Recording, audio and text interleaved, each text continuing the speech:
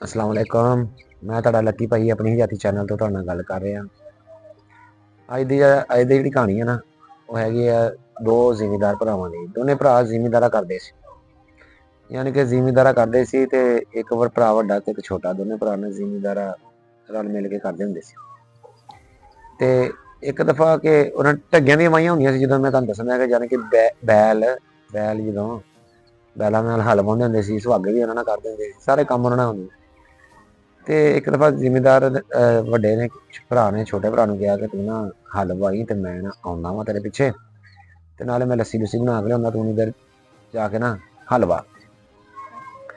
छोटा भरा जाके हल वाहना शुरू करता, ते हल वाहुन दिया, ते हुण वड्डा भरा उत्थे गया, ते जिहड़ा भी हुण जा अपना नाश्ता नुश्ता करके नाश्ता नुश्ता करके खा पी के ते सैड ते होके ते उठे, ते फिर छोटे भरा ने फिर ढिग्गिया नूं ना शुरू करता वाहना।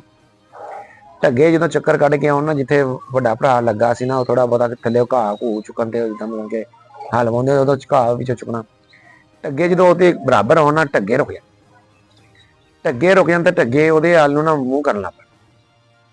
छोटा भरा बड़ा परेशान होया, उहने कहा कि की वजह वा, एक बारी देख उन्हें दूसरी बारी देख, यानी कि इन्ना चक्कर करके ढगे उत्थे आन के रुक जांदे, रुक के ओहदे हल नूं मूंह करना पैंदे सी।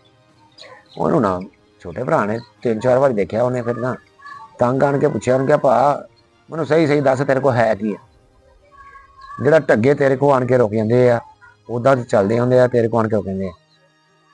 भा हुणां ने ना इधरली जेब चो हत्थ मारिया, पिन्नियां कड्ढियां, घर दियां बनी हुई पिन्नियां, देसी घ्यो वालियां, अलसी दियां बनी हुई पिन्नियां कड्ढियां, कहंदा आ वा। दूसरे च मारिया, कहंदा आ वा। उतली च मारिया, कहंदा आ वा।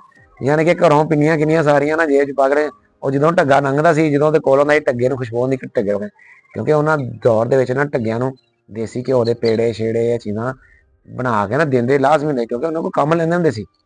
ਯਾਨੀ ਕਿ ਉਹਨਾਂ ਕੋਲ ਕੰਮ ਜਦੋਂ ਲੈਣਾ ਦੇਸੀ ਘਿਓ ਦੇ ਪੇੜੇ, ਉਹਨੂੰ ਢੱਗੇ ਜਦੋਂ ਲੰਘ ਕੇ ਦੇ ਸੀ ਉਹਦੇ ਲਾਗੋਂ, ਉਹਨਾਂ ਨੂੰ ਇਹ ਲੱਗਦਾ ਕਿ ਸਾਨੂੰ ਦੇਣ ਵਾਸਤੇ, ਹੁਣ ਖੁਸ਼ਬੂ ਆ ਜਾਂਦੀ ਜਾਨਵਰ ਨੂੰ, ਉਹ ਖੁਸ਼ਬੂ ਆ ਜਾਂਦੀ ਸੀ, ਰੁਕ ਜਾਂਦਾ ਸੀ। ਤੇ ਇਹ ਜਿਹੜਾ ਵਾਕਿਆ ਨਾ, ਜਿਹੜਾ ਜ਼ਿਮੀਂਦਾਰ ਦੋਨਾਂ ਦਾ ਗੱਲ, ਇਹ ਦੋਨੇ ਮੇਰੇ ਸਕੇ ਮਾਮੇ ਸੀ। ਇਹ ਮੇਰਾ ਇੱਕ ਮਾਮਾ ਵੱਡਾ ਤੇ ਇੱਕ ਛੋਟਾ, ਇਹ ਦੋਨੇ ਮੇਰੇ ਮਾਮੇ ਸੀ, ਜਿਨ੍ਹਾਂ ਦਾ ਇਹ ਵਾਕਿਆ ਪੁਰਾਣਾ ਵਾਕਿਆ, ਠੀਕ ਹੈ ਨਾ।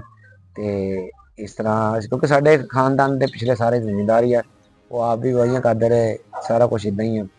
ਬਾਕੀ ਇਹ ਹੈ ਕਿ ਤੁਹਾਡੇ ਨਾਲ ਵੀ ਕੋਈ ਖਾਨਦਾਨ 'ਚ ਕੋਈ ਹੋਵੇ, ਇੱਕ ਯਾਰ ਤੁਸੀਂ ਚੈਨਲ ਵੀ ਸਬਸਕ੍ਰਾਈਬ ਨਹੀਂ ਕਰਦੇ, ਵੀਡੀਓ ਦੇਖਦੇ ਆ, ਤੇ ਉਸ ਤੋਂ ਬਾਅਦ ਚੜ੍ਹਦੇ ਪੰਜਾਬ ਵਾਲਿਆਂ ਵਾਸਤੇ ਖਾਸ ਆ, ਚੜ੍ਹਦੇ ਪੰਜਾਬ ਵਾਲੇ ਜਿਹੜੇ ਨਾ ਇਹ ਸਾਰੇ ਵੀਡੀਓ ਤੇ ਦੇਖਦੇ ਆ। ਮੈਂ ਆਪਣਾ ਉਹ ਸਟੂਡੀਓ ਕੀ ਹੁੰਦਾ YT ਸਟੂਡੀਓ 'ਚ ਚੈੱਕ ਤਾਂ ਕਰਦਾ, ਤੇ ਚੜ੍ਹਦੇ ਪੰਜਾਬ ਯਾਨੀ ਕਿ ਇੰਡੀਆ ਵਾਲੇ ਵੀਡੀਓ ਤਾਂ ਕਾਫੀ ਦੇਖਦੇ ਆ, ਲੇਕਿਨ ਉਹਨਾਂ ਵੱਲੋਂ ਸਬਸਕ੍ਰਾਈਬ ਤੇ ਕਮੈਂਟਸ ਕੋਈ ਨਹੀਂ ਆਇਆ ਮੈਨੂੰ ਇਹ ਤੱਕ, ਕਿਉਂਕਿ ਉਹਦੇ ਵਿੱਚ ਸ਼ੋਅ ਹੁੰਦਾ ਨਾ ਕਿ ਇੰਡੀਆ ਦੇ ਵਿੱਚੋਂ ਵੀਡੀਓ ਕਾਫੀ ਦੇਖਦੇ ਆ, ਲੇਕਿਨ ਇਹ ਕਿ ਨਾ ਸਬਸਕ੍ਰਾਈਬ ਕਿਸੇ ਨੇ ਕੀਤਾ ਵਾ, ਨਾ ਕਿਸੇ ਦਾ ਕਮੈਂਟਸ ਉਧਰੋਂ ਹੁੰਦਾ ਵਾ।